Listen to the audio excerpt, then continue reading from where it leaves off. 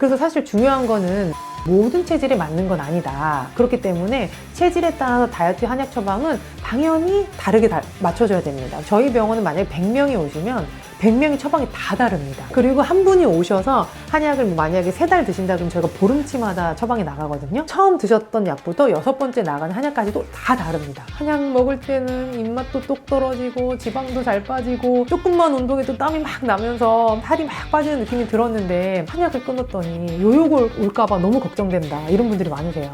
다이어트는 좀 길게 생각해보세요 라고 말씀드리거든요. 왜냐하면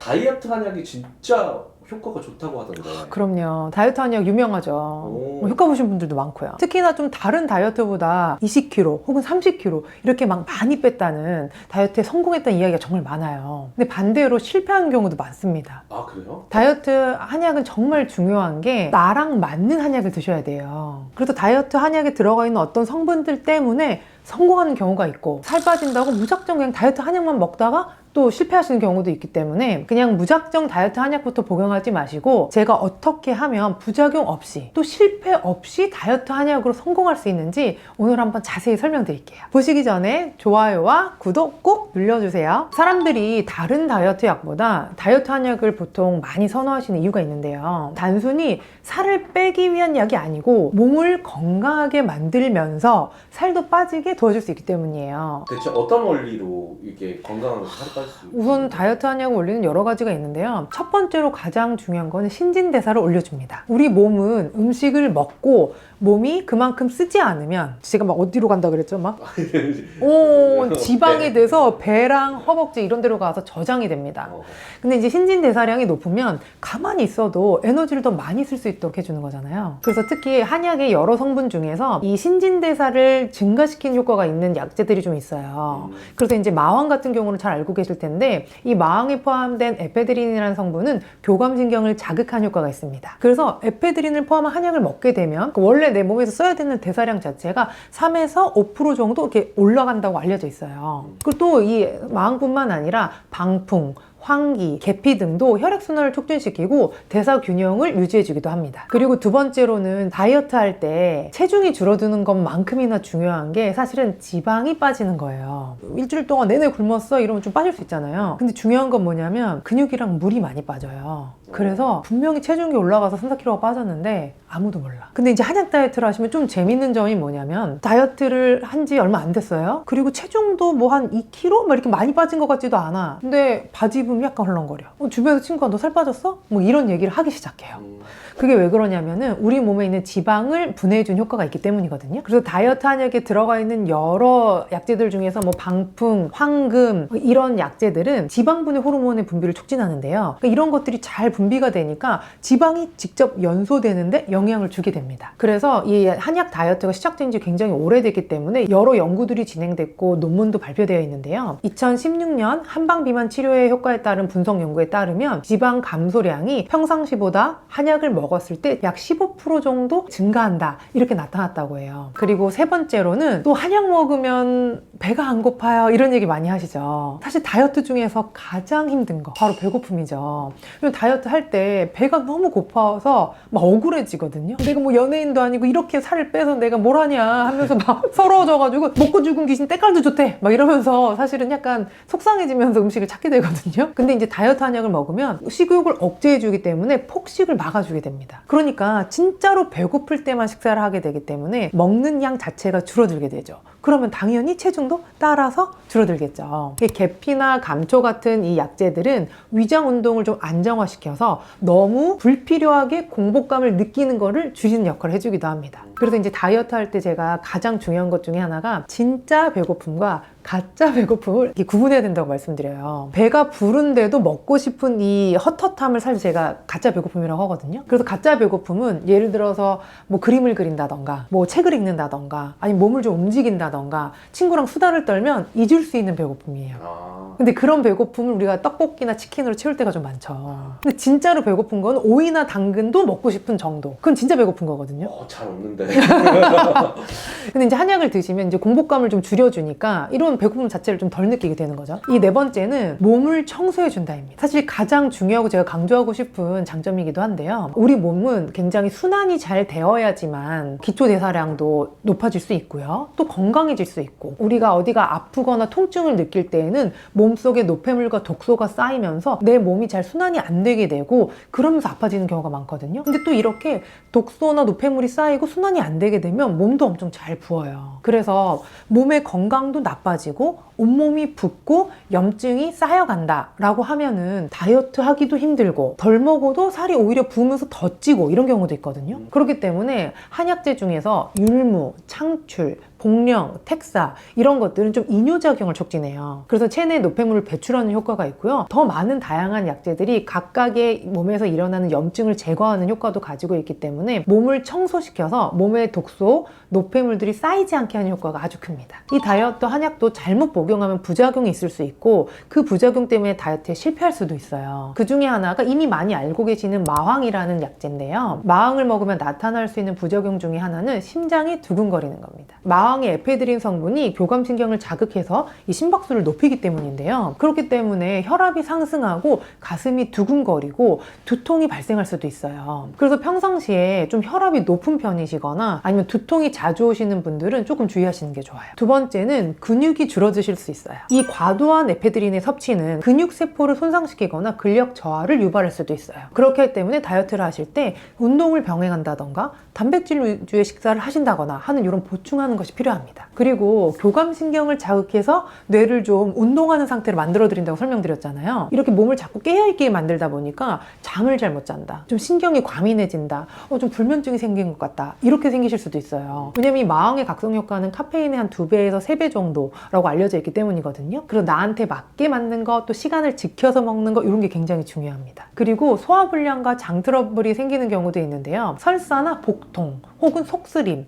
가끔 구토 이런 부작용도 발생할 수 있어요. 이런 경우에는 먹는 시간을 조절하시거나 식후에 복용한다거나 하는 것들이 필요합니다. 그런데 이런 부작용이 모든 사람이 겪는 게 아니고 오히려 잘 맞아서 효과를 엄청 보시는 분들도 많거든요. 각각의 다이어트를 할 때 어떤 약이 잘 맞는지, 어떤 다이어트를 하면 좋은지 체질에 따라서 한번 설명드릴 거거든요. 우선 첫 번째로는 태음인에 대해서 설명을 드릴게요. 이 태음인은 몸이 좀 찬 체질이고요. 마음과 가장 잘 맞는 체질입니다. 좀 폐가 작고 신진대사율이 낮아서 다이어트를 혼자 하기가 굉장히 어려운 체질이에요. 마왕을 복용하게 되면 폐 기능이 좀 강화되고 체지방 분해 효과가 굉장히 올라가게 됩니다. 그래서 마왕을 먹고 땀이 기분 좋게 나고 소변이 잘 나오더니 붓기도 쪽 빠지고 입맛도 떨어지고 살도 잘 빠진다. 이런 분들이 대부분 태음인에 해당한다고 생각하시면 돼요. 두 번째로 설명드린 체질은 소음인인데요. 기운이 처지고 내가 소화기가 약해서 다이어트를 하기 힘든 경우가 많으시기 때문에 이 소음인들은 보통 마른 비만이신 경우가 많아요. 그래서 소화기관이 조금 튼튼해지고 내 몸에 기운이 넘치게 되면 그것만으로도 자체적인 순환이 일어나서 살이 잘 빠지게 되거든요. 그래서 환기나 계피, 소화기를 튼튼하게 하는 바나 등의 약재를 사용하게 됩니다.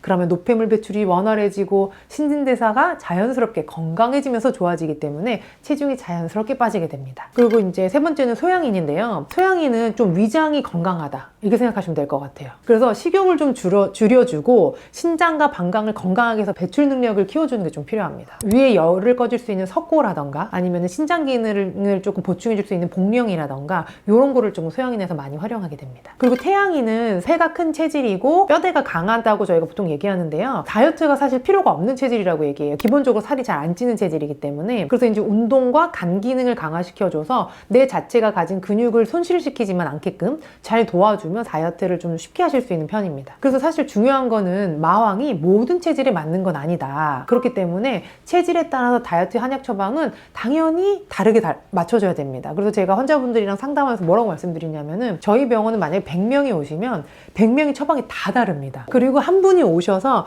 한약을 만약에 3달 드신다 그러면 저희가 보름치마다 처방이 나가거든요. 처음 드셨던 약부터 6번째 나가는 한약까지도 다 다릅니다. 한약을 하면서 내가 지방량도 줄어들고 또 아까 말씀드린 속쓰림, 속이 좀 약했어 그러면 한약 들어가면서 속도 좀 괜찮아지고 신진대사율도 올라가고 변화가 있잖아요. 그렇기 때문에 보름에 한 번씩 처방이 나가는 거고 그때마다 한약이 처방이 좀 달라지게 됩니다. 다이어트 한약을 드셨는데 부작용이 있으셨던 분들이 음. 효과는 좋아서 음. 부작용을 만약에 좀 없이 먹고 싶다. 그 고혈압이나 심장질환이 있으신 분들은 당연히 그 전에 지금 어떤 약 먹고 계시는지 상담을 반드시 하셔야 되고요. 일반적인 건강 상태를 가지고 계신 분들은 한약을 받아서 먹었는데 두근거렸어요 라고 하시면 3에서 5일 사이에 보통 소실됩니다. 적은 기간에만 살짝 두근거리는 경우가 있거든요. 그런 분들은 전혀 걱정 안 하고 복용하셔도 괜찮습니다. 두 번째로는 잠이 잘 안 온다, 잠자는 시간이 늦어졌다 뭐 이렇게 얘기하시는 경우들이 있거든요. 이런 경우에는 커피나 녹차 이런 카페인과 같이 먹지 않도록 커피와 녹차를 줄여주시는 게 필요하고요. 그 다음에 아침, 점심, 저녁 드시는 한약의 시간을 조금 땡기는 거예요. 그래서 이제 예전에 나는 원래 7시, 8시에 저녁약을 먹었다 하시면 한 5시, 6시 이렇게 조금 땡겨보는 거예요. 5시에 한약을 드시고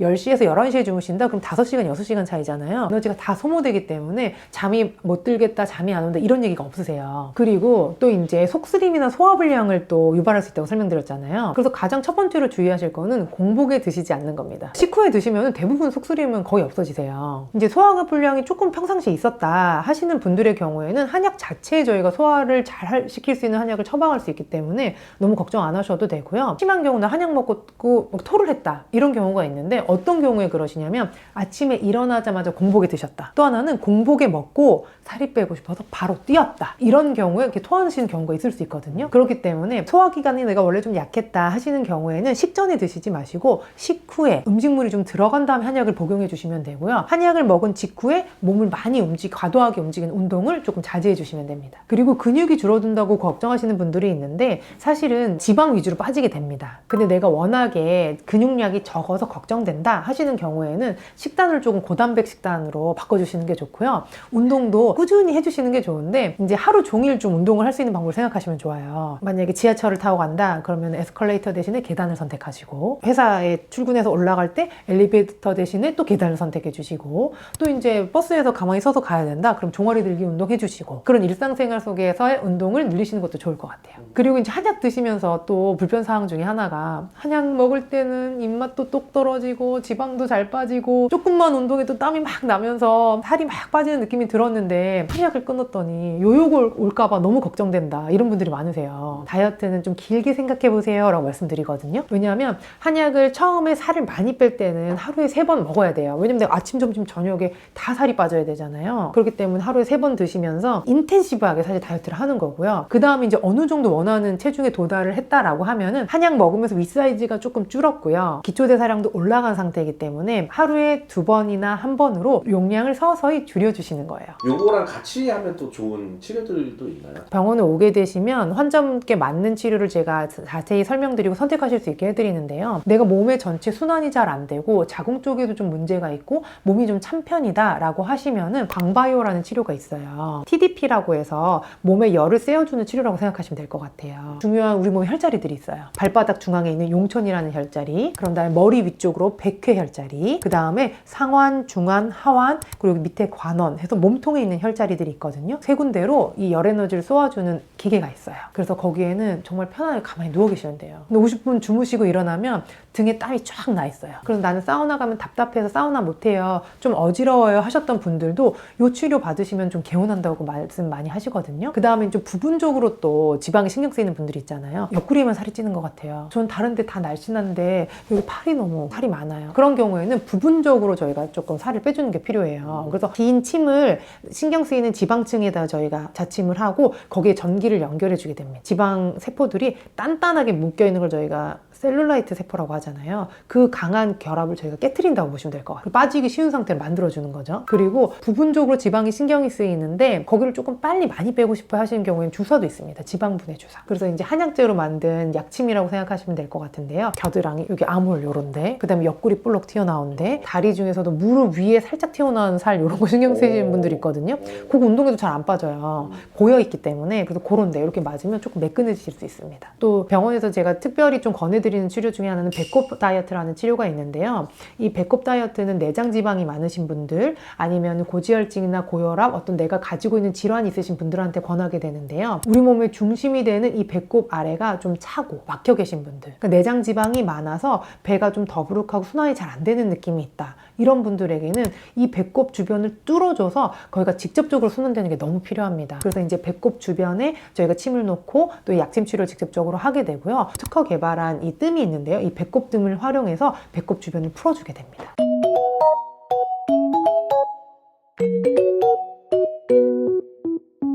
오늘은 다이어트 한약에 대한 안내 한번 해드렸는데요. 만약에 이 영상을 보다가 궁금한 점이 생겼다 하시면 댓글로 남겨주세요. 오늘 영상이 도움이 되셨다면 좋아요와 구독 꼭 부탁드리고요. 이번 생도 다이어트 한약과 함께 날씬하게 건생하세요.